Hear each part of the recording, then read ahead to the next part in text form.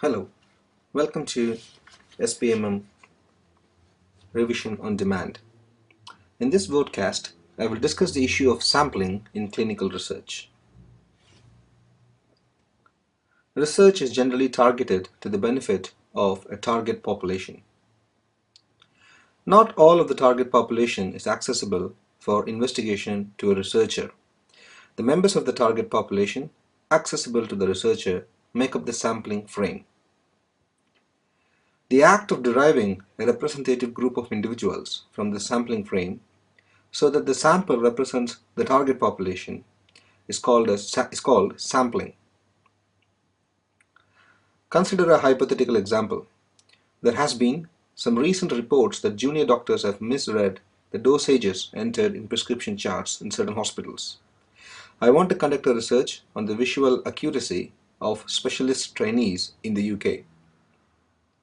My target population includes all UK-based specialist trainees. But I can only access a list of trainees that is available to the BMA, British Medical Association, as the General Medical Council, GMC, has refused to give me the complete list that it holds. From this list of accessible trainees from the BMA, I need to choose a sample of individuals as I cannot afford to measure the visual accuracy of all trainees on the BMA list with the small amount of grant money that I have and the limited time available for the study.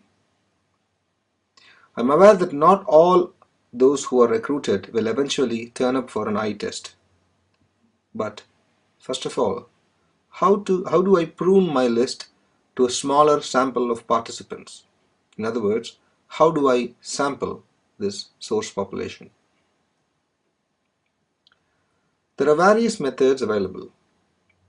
Broadly, these can be classified into random and non-random approaches. There is also an intermediate approach called systematic sampling. Within each broad approach, there are several methods described.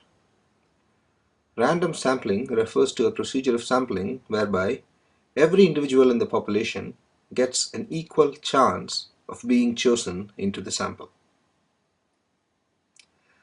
Let us first see convenience sampling, a type of non-random sampling. This is a pictorial representation of the location of trainees enlisted with the BMA. They are clustered around deanery bases. I want to recruit from the deanery closest to the research center where I am working. Now that represents the research center where I am based, and this is the deanery closest to where I work. This sample, which is convenient for the researcher to recruit, is called a convenient sample. There is no guarantee that the sample represents the target population, though it is easy to assemble. Let us now see consecutive sampling, another type of non-random sampling. Instead of getting the ones closest to me, I may recruit the first 10 trainees that register to attend a conference.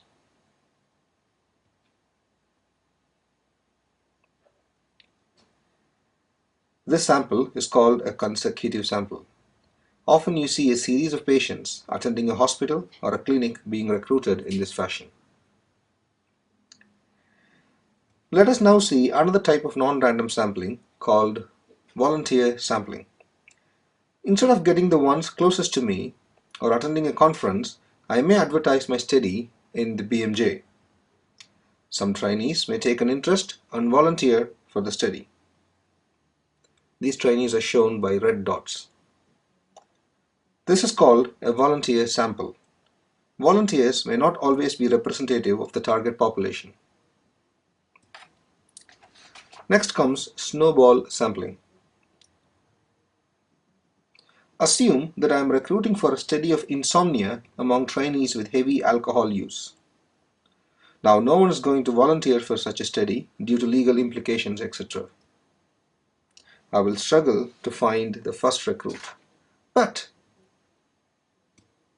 once I find the first recruit, I can ask him or her to refer me to other trainees with alcohol issues, after promising confidentiality and explaining the importance of the study. It is very much possible that this particular trainee, who is a heavy alcohol user, knows other people who are in the same situation.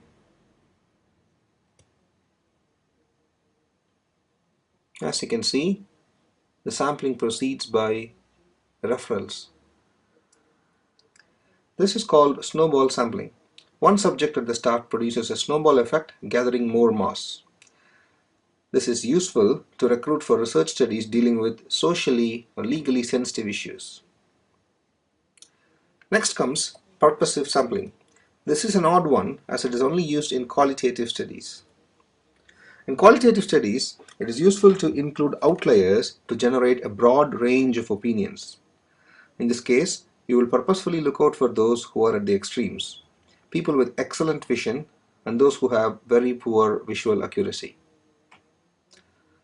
In this example, I have shown in blue spots people who have low visual accuracy, and in orange spots people who have very high visual accuracy. If you include these outliers in a sample, then you are doing purposive sampling. Remember, this is not used in quantitative research, where mostly normative samples are sought to increase representativeness. Let us now consider simple random sampling. In this procedure, we first allocate numbers to the entire list of trainees in the sampling frame. We then ask the computer to draw a random list of n numbers. N represents the sample size that you want to include. As you can see, these are the numbers selected by the computer, and the subjects are included in the final sample. This is called simple random sampling. The disadvantage is that the selected trainees may be from a very wide geographical distribution, making it expensive to recruit them for my study, as I need to pay for them to come for the visual test at my research center. To avoid this problem, I can allocate numbers to clusters instead of trainees. So each deanery now has a number. Then I can randomly choose deaneries using a computer-generated list. As you can see, these 3 deaneries are now chosen. Then I will include all trainees within the chosen deaneries in my final sample. This approach is called cluster random sampling.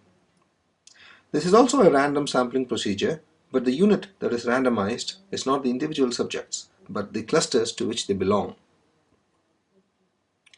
Sometimes you may not want all subjects within a cluster to be included in the final sample. In this case, proceed with allocating numbers to clusters, that is, deaneries, and randomly select few clusters. Now this is the first stage of random sampling.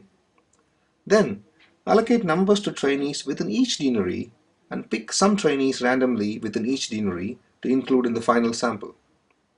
This is the second stage of random sampling.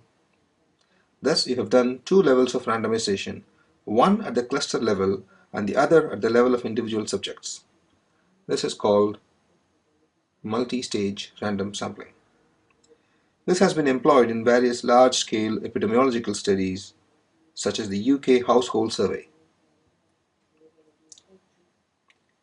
Let us assume that trainees living in the south have poorer visual accuracy in general and thus prefer to work in places like London where driving is not often required.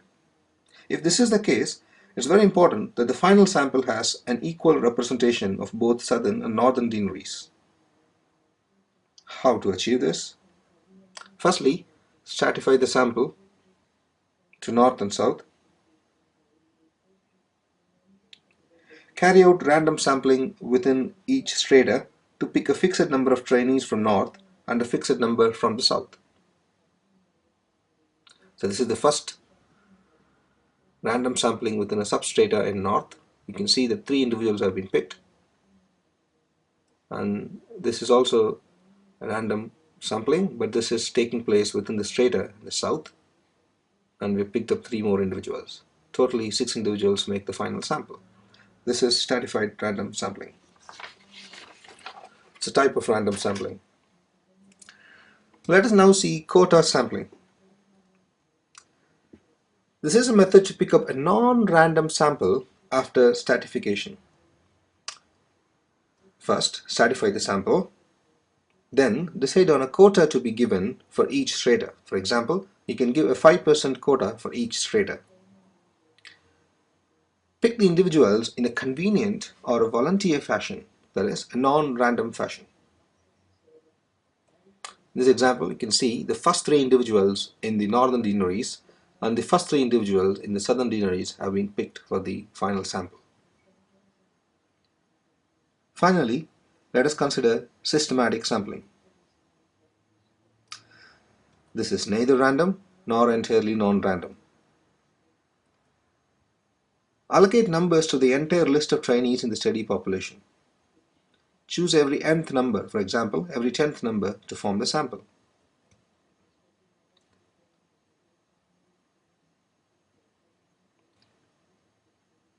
Though everyone has equal chance of entering the sample at the start, the systematic sampling method is predictable, so someone can influence the recruitment either knowingly or unknowingly.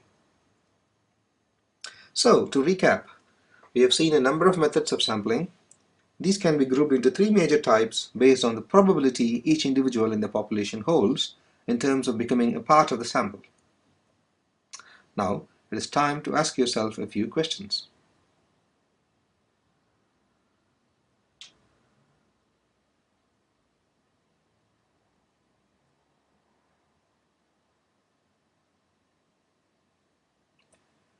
Thank you for choosing SPMM course for your revision. Please note that these wordcasts are best used alongside our question bank and mock exam.